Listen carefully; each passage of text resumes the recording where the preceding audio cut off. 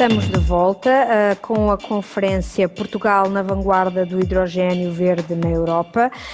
Temos agora o segundo painel de debate desta nossa conferência e este painel é dedicado ao tema como lançar a economia do hidrogênio verde.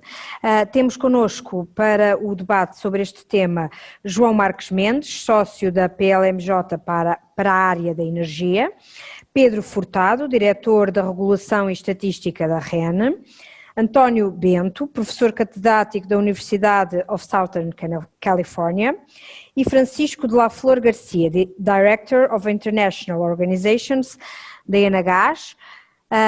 Bem-vindos todos, muito obrigada por terem aceito este nosso convite para estarem aqui hoje.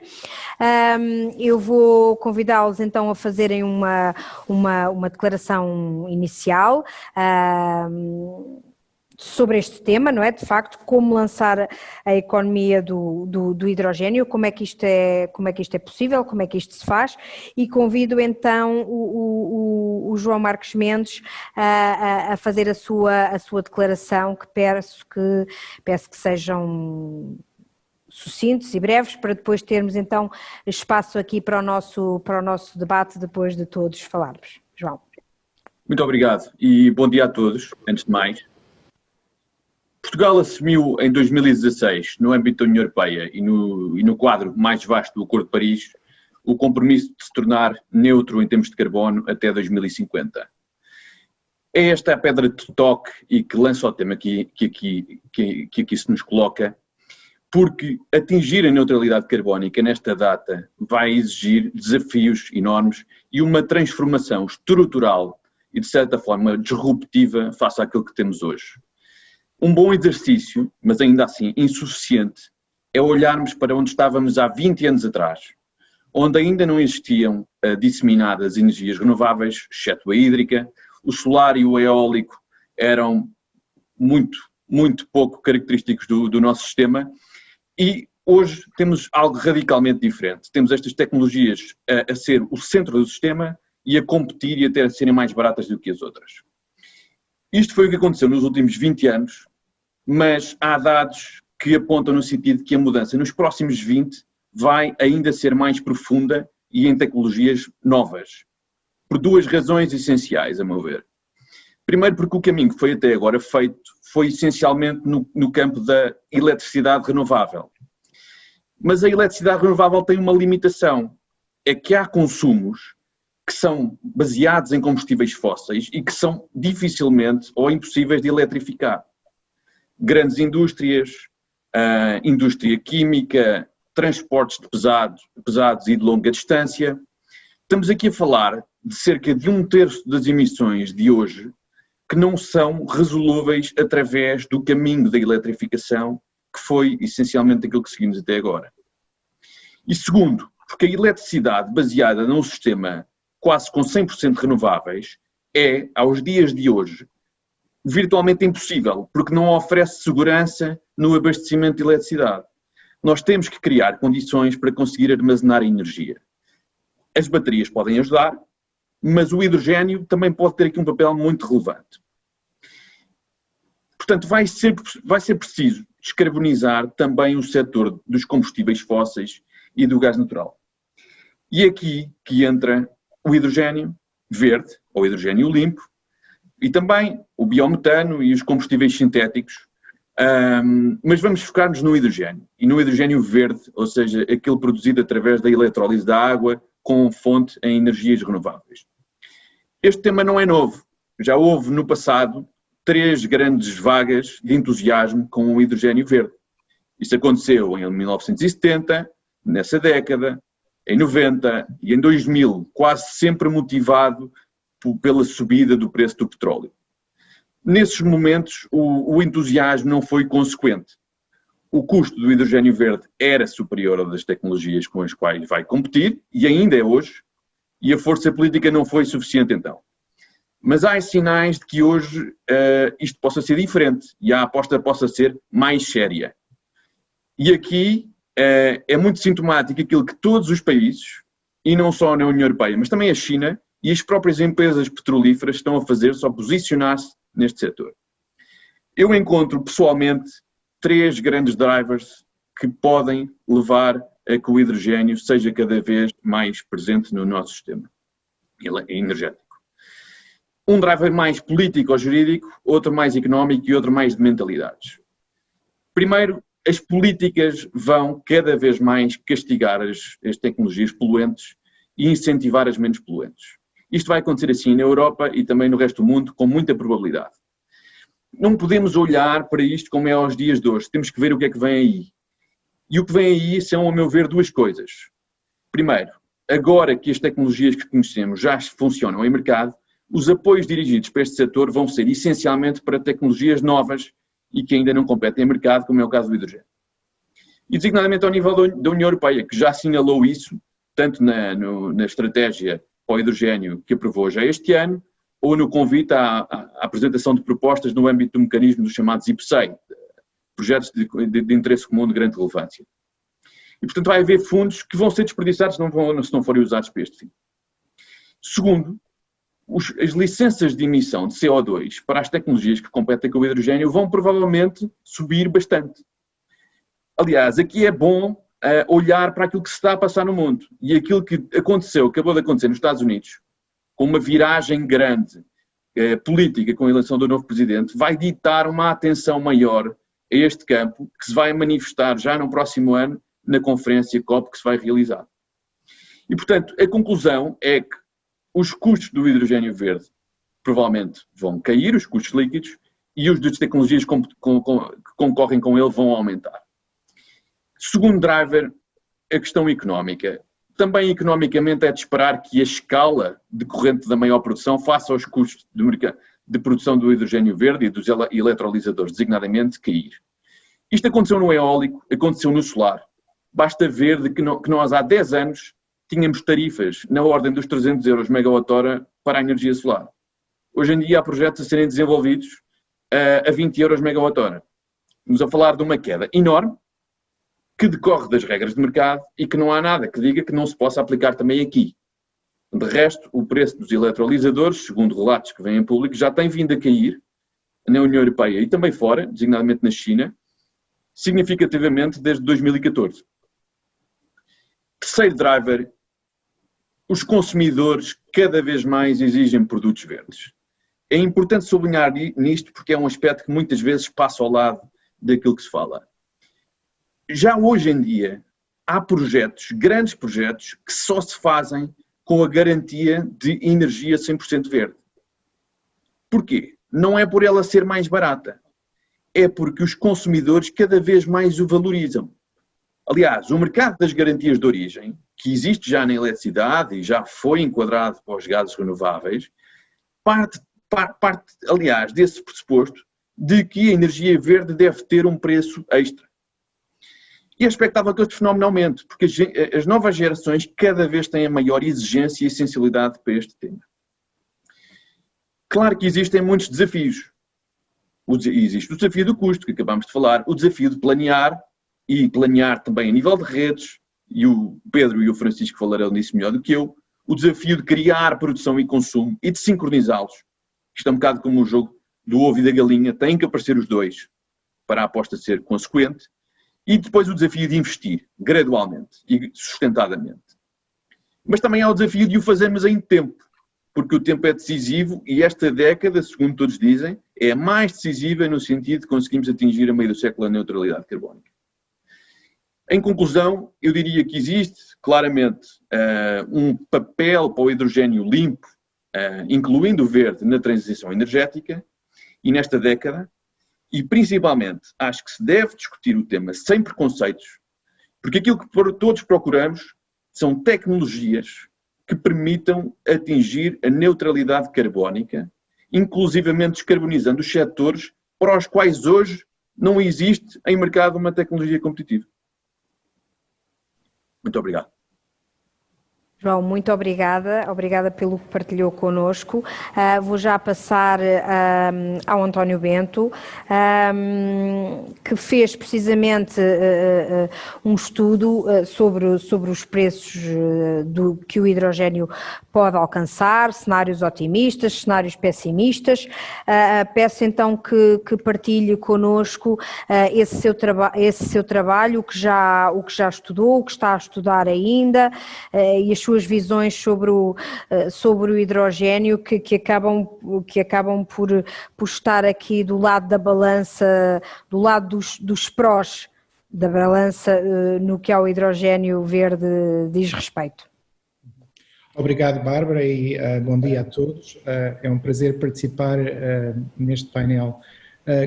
Talvez começasse por enquadrar a questão do hidrogénio verde no processo e nas metas de descarbonização que foram apresentadas pela Presidente da Comissão Europeia no seu discurso do Estado da Nação. E tal como o João mencionou, parece-me que é muito importante salientar a ambição da União Europeia de se tornar um dos líderes mundiais neste processo e estabelecer, na verdade, metas de descarbonização intermediárias já para 2030, que chamam para uma redução de emissões de 55% face aos níveis de 1990 e também, obviamente, o objetivo de se estabelecer neutralidade carbónica em 2050. É talvez importante começarmos esta conversa a levantar a seguinte pergunta: como vamos chegar a estas metas?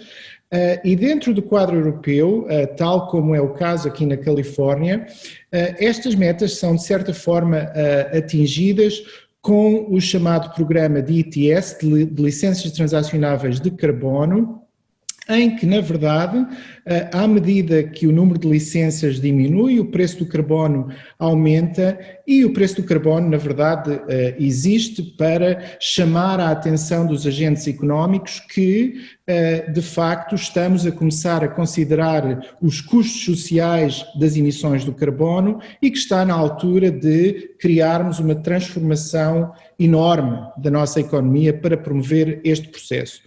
Quando nós olhamos a estas metas, o primeiro ponto que eu quero levantar é que o hidrogénio vai ser uma de muitas componentes para a descarbonização e, na verdade, eu caracterizaria 4 vetores fundamentais de descarbonização.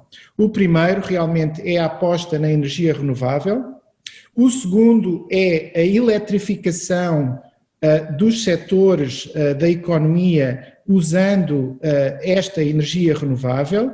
O terceiro vetor é a eficiência energética, que no caso de Portugal será também uma componente bastante importante no que toca a edifícios e até uma questão de pobreza energética.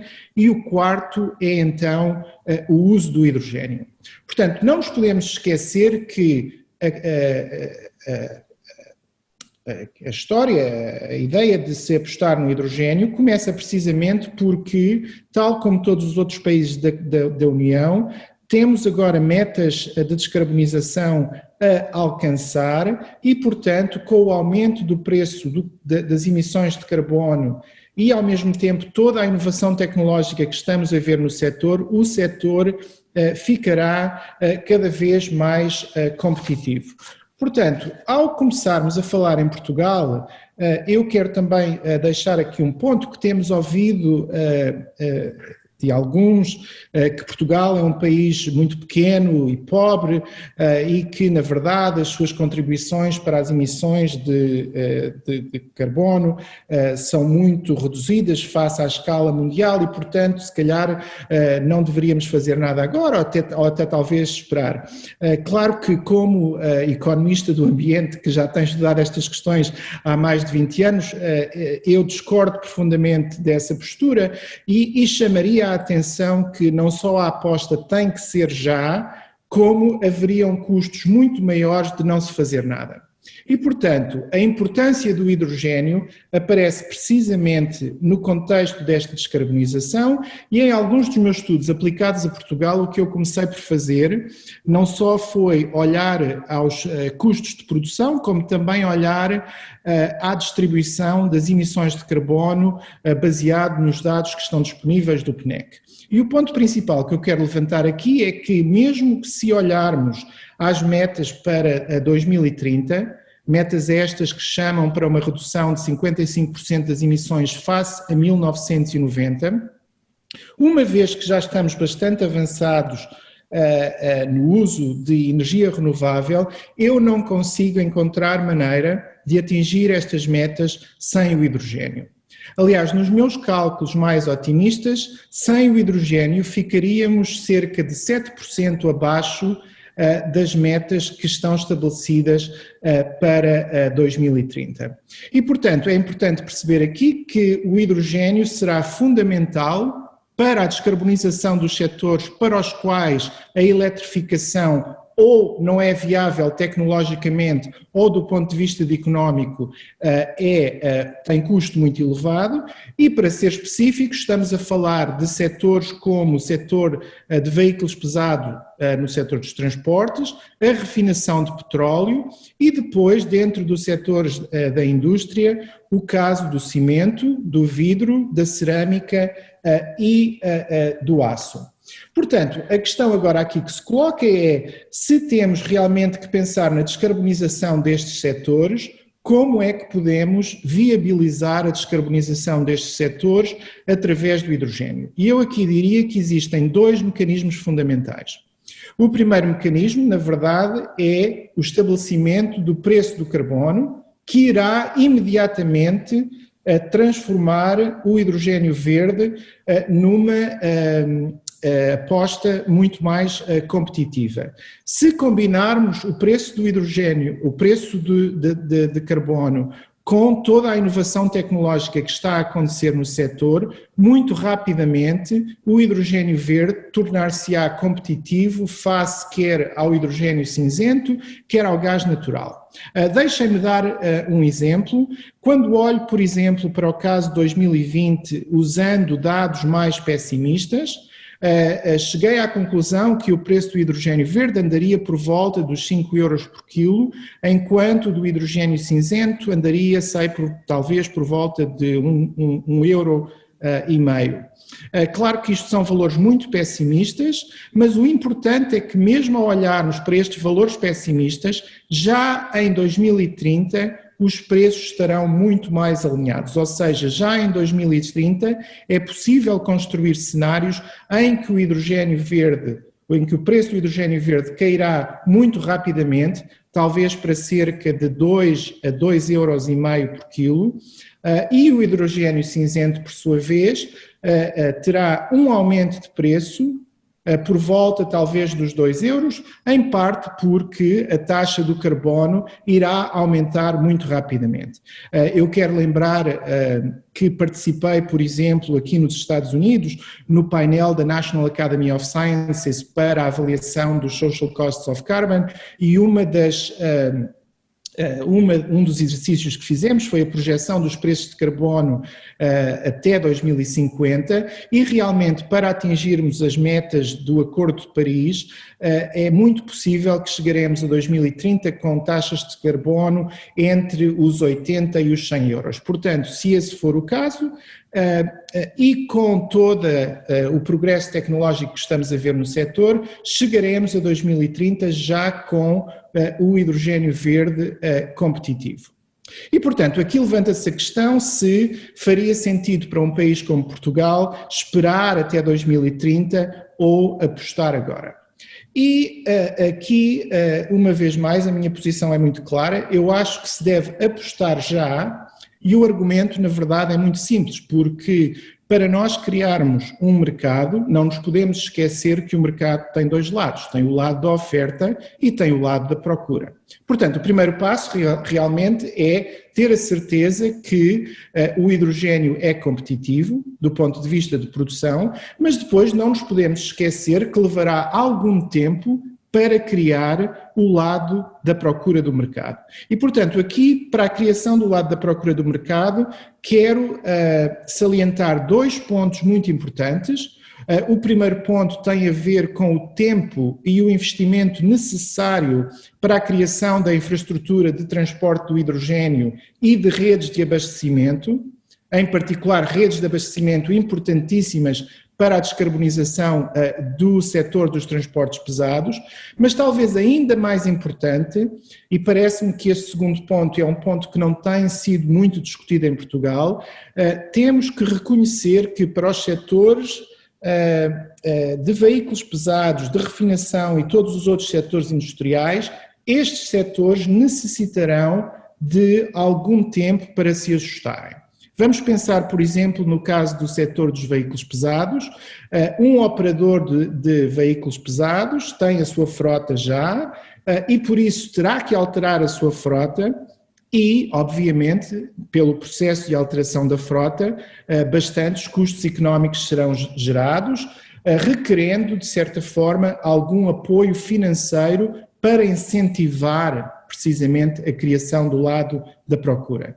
Eu acho que este exemplo é muito importante porque demonstra imediatamente que se esperarmos muito tempo, na verdade o que estamos a fazer é criar uma situação em que muitos destes setores, na verdade, poderão ter bastante dificuldade em se descarbonizarem e todas as consequências que isto traria para a economia. Portanto, do ponto de vista da academia, que é o que eu estou a representar aqui, a mim parece-me que o que a descarbonização da Europa e o hidrogênio em particular apresentam para Portugal é uma oportunidade importantíssima de se pensar como estruturar a política industrial e realmente fontes de crescimento industrial para o país que, ao mesmo tempo, vão facilitar esta transformação para uma economia verde.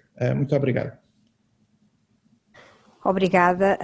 Passamos então a Francisco de La Flor Garcia, que vai nos fazer a apresentação em espanhol. Vamos ter também uma apresentação com alguns slides. Já derrapamos aqui um bocadinho no tempo. Francisco, vou então pedir-lhe para nos fazer a sua apresentação da parte da Enagás, por favor.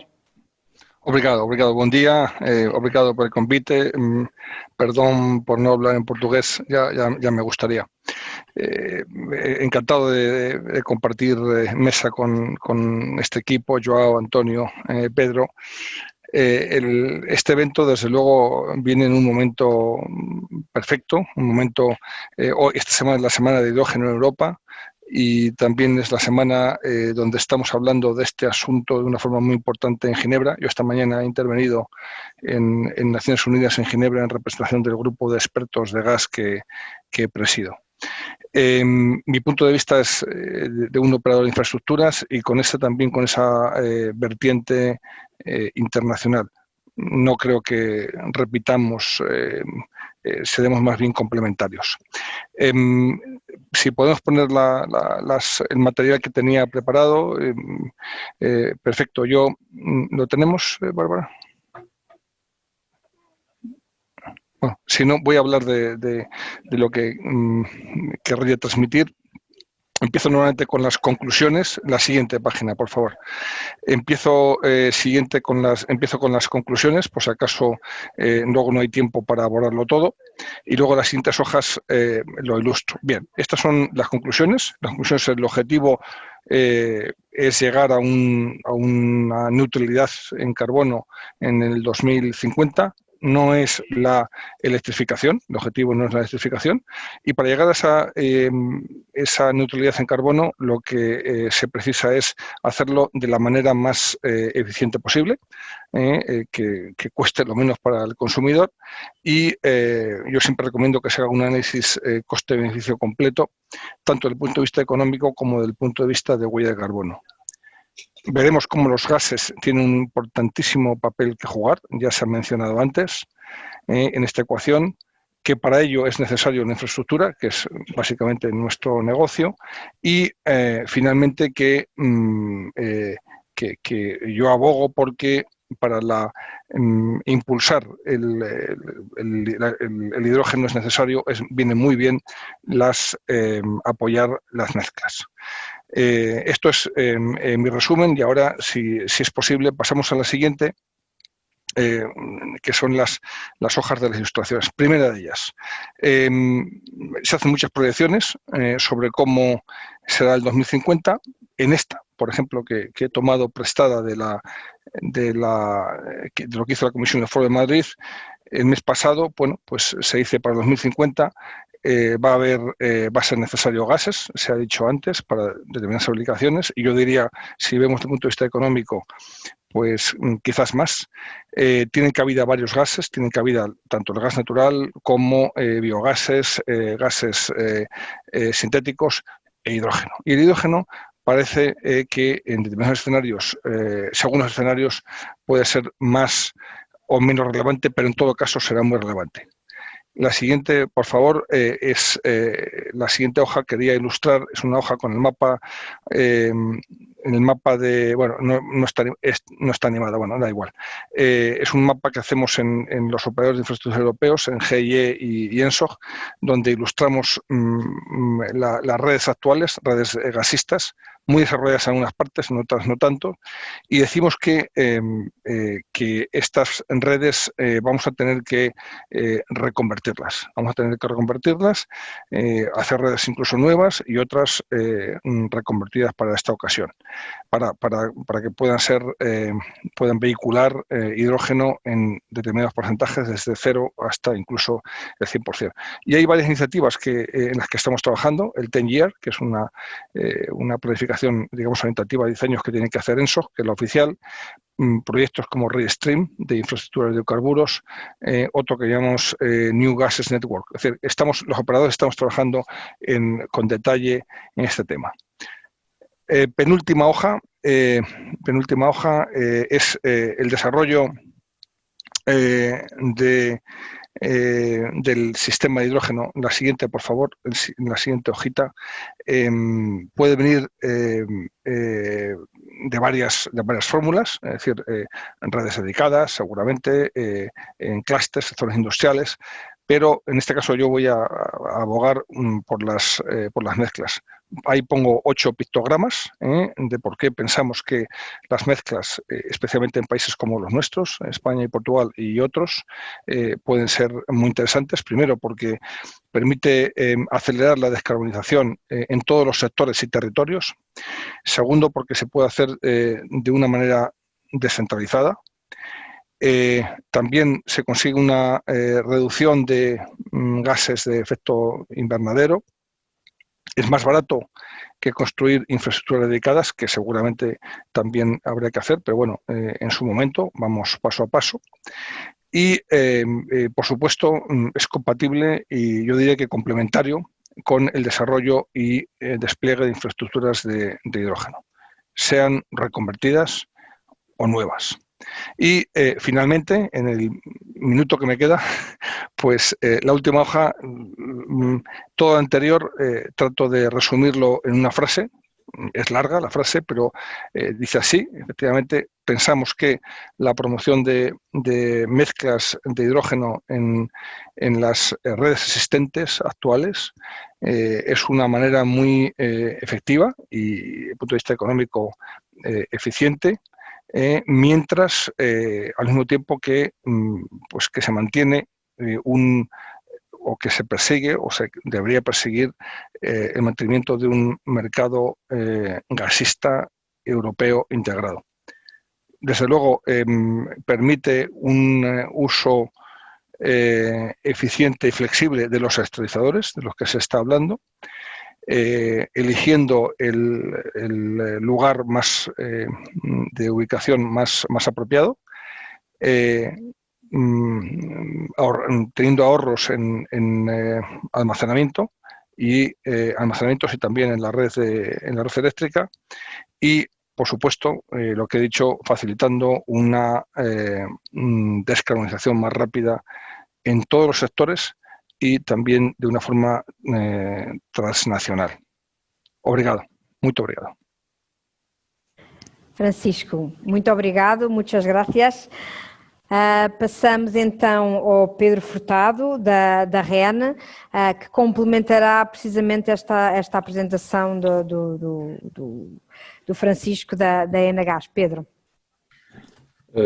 Muito bom dia, muito obrigado por esta oportunidade e um abraço a todos os participantes, em particular aos meus colegas de painel. É de facto uma oportunidade para a REN poder estar aqui enquanto operador e começo por dizer que há aqui um conjunto de questões que temos que responder e fazem sentido responder na ótica do operador. A primeira é porque é que o hidrogênio é uma opção. Bem, Portugal dispõe de abundantes recursos eólicos e solares, aliás, a hídrica reversível, e tem um dos sistemas elétricos mais resilientes da Europa. Este sistema fornece hoje, em média por ano, mais de 56% da eletricidade de origem renovável e pretende-se chegar em 2030 a 80%. Ora, o hidrogênio fornece de facto um complemento à eletricidade, com energia facilmente armazenável, para geração renovável na rede ou autónoma, sem comprometer a rede elétrica e antes complementando-a. Portanto, o principal desafio, na nossa opinião agora, é tanto regulatório quanto legal e técnico para a integração do hidrogênio de forma sustentável em ambiente de mercado. É isso que estamos a discutir. Porque é que esta decisão estratégica faz todo sentido e é importante para o país? Temos os meios, temos as redes de gás e de eletricidade, que a REN também é operadora, e temos o conhecimento industrial e científico para produzir, mover e usar o hidrogênio.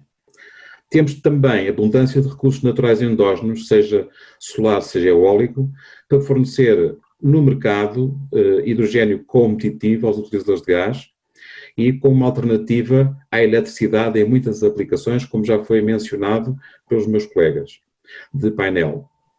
Assim, quais são as expectativas para o desenvolvimento de uma opção de hidrogênio nas redes de gás, na nossa opinião, e olhando agora um bocadinho só para Portugal? A rede de gás é o meio mais barato de mover energia, muito mais que a rede elétrica, está disponível e, no caso nacional, custa em média 12 vezes menos por unidade de energia entregue.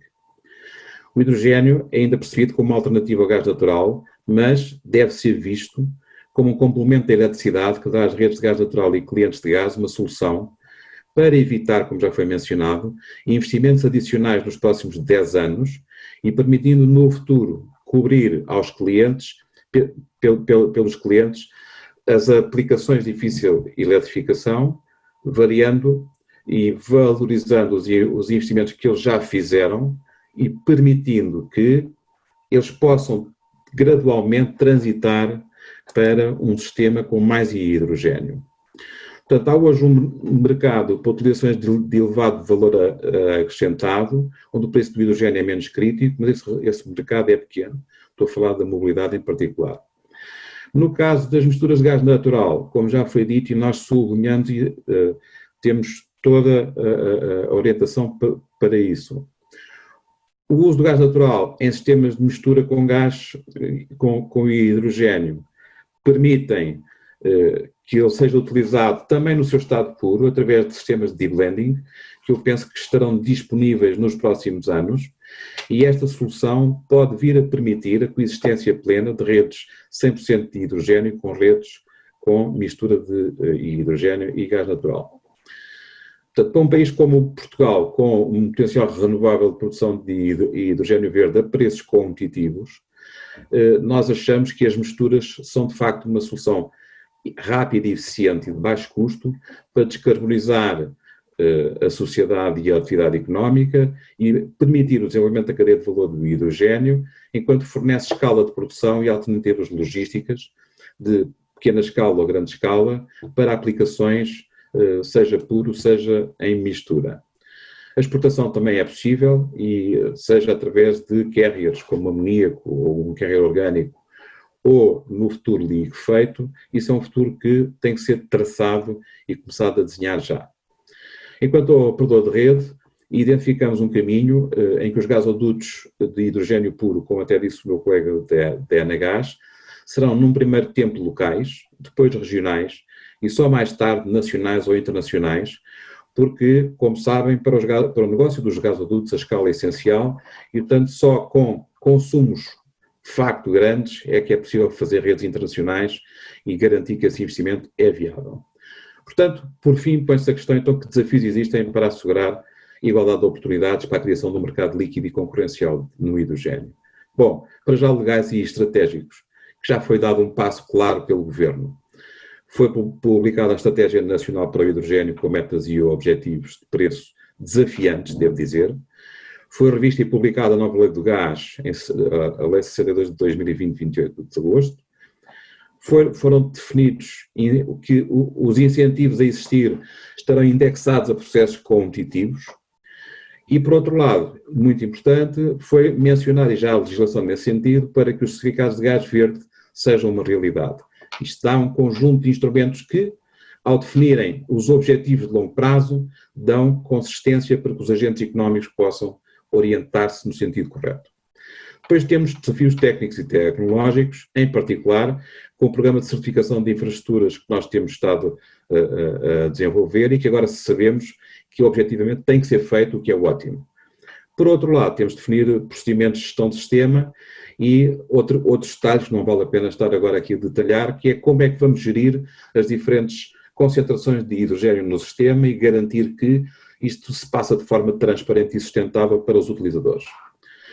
Por outro lado, do ponto de vista regulatório e regulamentar, tem que haver o acesso dos agentes ao sistema e, em termos de mercado, tem que ser gerido, eventualmente por leilões ou de alguma forma, para que a atribuição de pontos de injeção com quantidades e preços associados possam ser claros e transparentes para toda a gente no mercado e haja, de facto, um caminho, sabendo nós que o próprio Governo já estabeleceu como limite 2030 para termos, digamos, a paridade com o custo equivalente da utilização do gás natural, o que é, de facto, face ao tempo que temos, um desafio muito grande.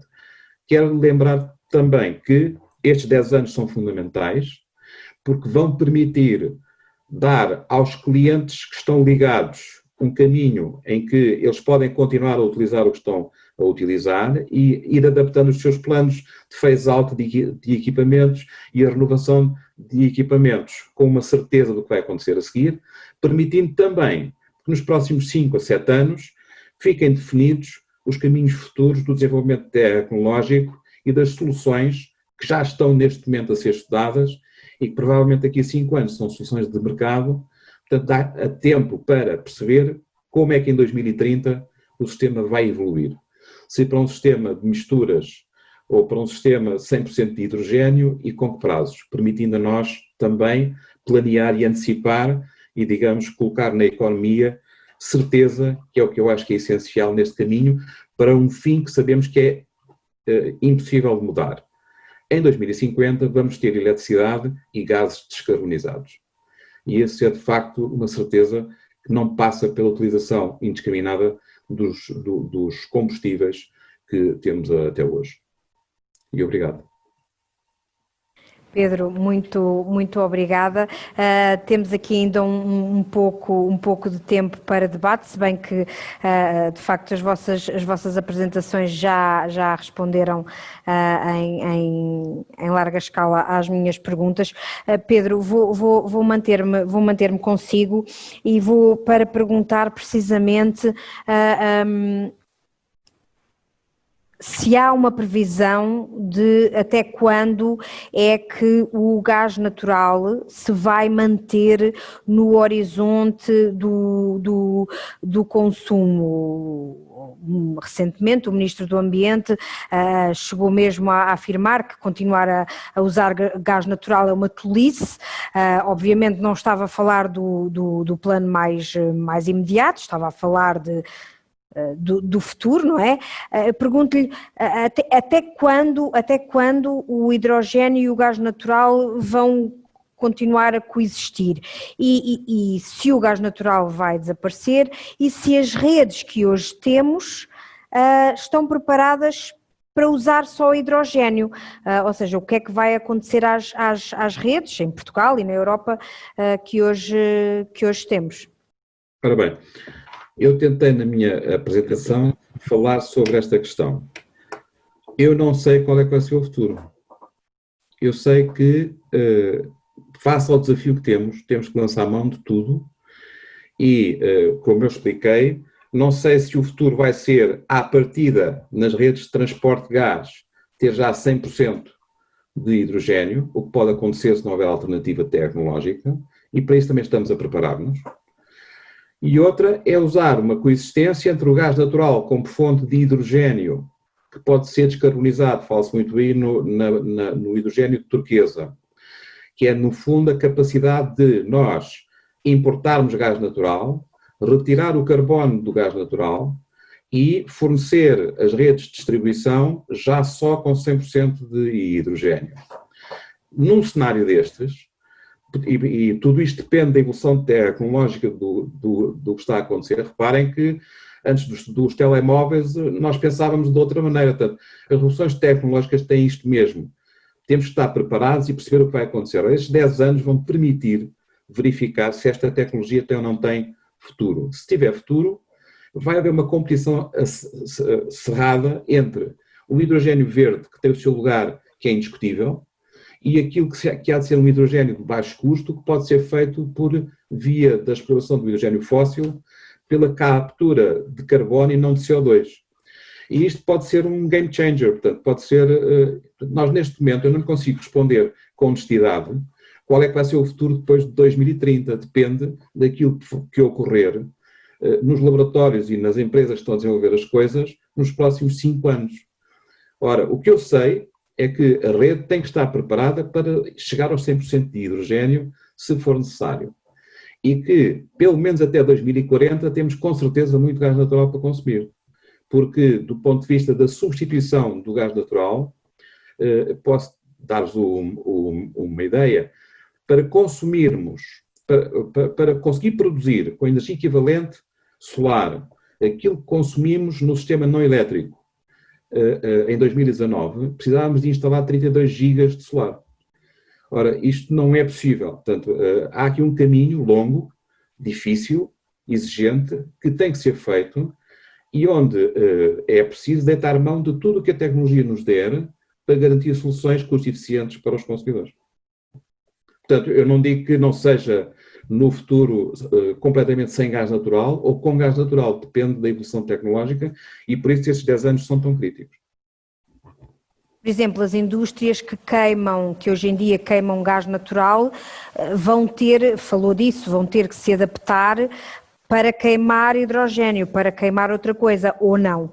Ora bem, nestes próximos 10 anos, as metas que estão instituídas permitem, de alguma forma, enquadrar as características de queima da mistura de gás natural e hidrogénio dentro daquilo que são as características de queima do próprio gás natural. Daí para a frente será mais desafiante. Agora, é neste momento que todos os processos de adaptação têm que ser feitos. Quanto mais hidrogênio eu tiver na mistura, mais exigentes são os ajustamentos que eu tenho que fazer em equipamentos de queima, como, por exemplo, turbinas de gás. Isto não vai ser um problema para os consumidores domésticos. Os consumidores domésticos, os equipamentos mais recentes, têm uma tolerância maior às misturas de hidrogénio. Mas a prazo, quando a percentagem for muito grande, isso terá que ser feito. Mas o que nós sabemos é que essas mudanças terão que ser iniciadas provavelmente só lá para o fim da década, para preparar a outra década a seguir. Portanto, a grande vantagem que isto tem, e a decisão do Governo para mim é acertadíssima, é iniciar a discussão e a preparação, não da década até 2030, mas da outra que vem a seguir, com todo o trabalho que tem que ser feito, para que toda a gente tenha sinais claros do que pode fazer e em quanto tempo é que pode renovar. Para a próxima década, é possível, com as metas que estão instituídas, manter os equipamentos que estão a funcionar, mas os planos de renovação vão ter que incluir soluções que eu espero venham a estar definidas até 2025, se possível. Deixo uma última pergunta, é para todos, a resposta rápida. Tendo isto já ficado perceptível por todos que o hidrogénio é necessário, é preciso descarbonizar, o hidrogénio veio para descarbonizar, o hidrogénio vai descer de preço. Portugal é um país pequeno, mas tem que apostar no hidrogénio, tem condições para apostar, tem condições para o produzir. A minha pergunta é, e tendo em conta que temos aqui também um representante da Enagás de Espanha, faz sentido que Portugal e Espanha unam esforços, seja a nível político, seja a nível das empresas, seja a nível da regulação, seja a nível das redes? Faz sentido os dois países ibéricos da Península Ibérica unirem esforços para terem aqui ainda alavancar ainda mais o potencial de produção face a um norte da Europa onde a procura de hidrogénio é enorme? Respuesta muy rápida. Sí. Olha, Francisco, podemos começar por si. Sí, ¿percibió la pregunta? No, la pregunta, lo entiendo. La respuesta es que la pregunta es ¿tiene sentido? La respuesta es sí. Solo sí. Bueno, podría elaborar mucho más, pero desde luego tiene sentido y debemos hacer todo lo que esté en nuestra mano para que así sea y cuanto antes mejor. E eu subscrevo inteiramente o que disse o Francisco.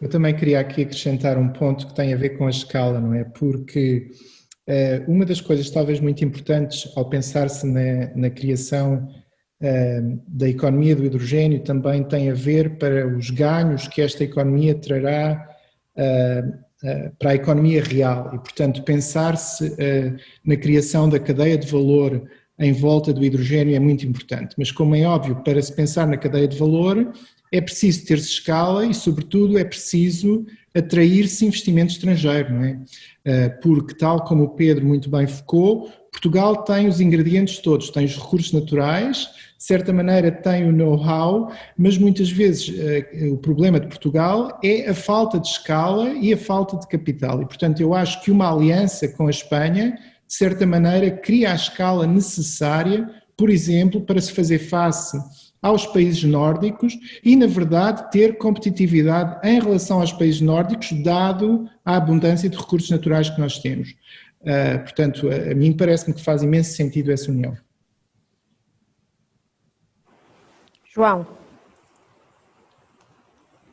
quer acrescentar alguma coisa? Muito rapidamente, acho que faz sentido haver uma articulação entre Portugal e Espanha por três razões essenciais. Primeiro, porque as condições de produção de energia eólica e solar são semelhantes. Segundo, porque as redes de gás estão interligadas. E terceiro, porque a própria promoção de projetos junto da Comissão Europeia que possam beneficiar de mecanismos de apoio depende, em grande escala, de união entre países e de projetos transfronteiriços. E, portanto, acho que isso faz sentido. E talvez também, acho que Portugal também está a ir nessa senda, união também com países que possam ser importadores de produto com hidrogénio e na perspectiva de nós sermos exportadores. Termina aqui o nosso painel, agradeço a todos a participação. Tivemos então o segundo painel sobre como lançar a economia do hidrogénio verde. Saiu deste painel precisamente uma ideia, muitas certezas, há algumas certezas, não é? De que de facto o hidrogénio é uma aposta do futuro e ficou uma ideia por explorar, que é a ideia de Portugal e Espanha unirem esforços para criar escala, sobretudo com claras vantagens para Portugal, para precisamente criar aqui uma economia de escala para que o hidrogénio se torne numa aposta clara de futuro. Vamos lançar precisamente essa pergunta ao Ministro do Ambiente e da Ação Climática, João Pedro Matos Fernandes. É ele que vai encerrar esta conferência numa entrevista com o publisher do ECO, António Costa. Não perca, é já a seguir. Obrigada.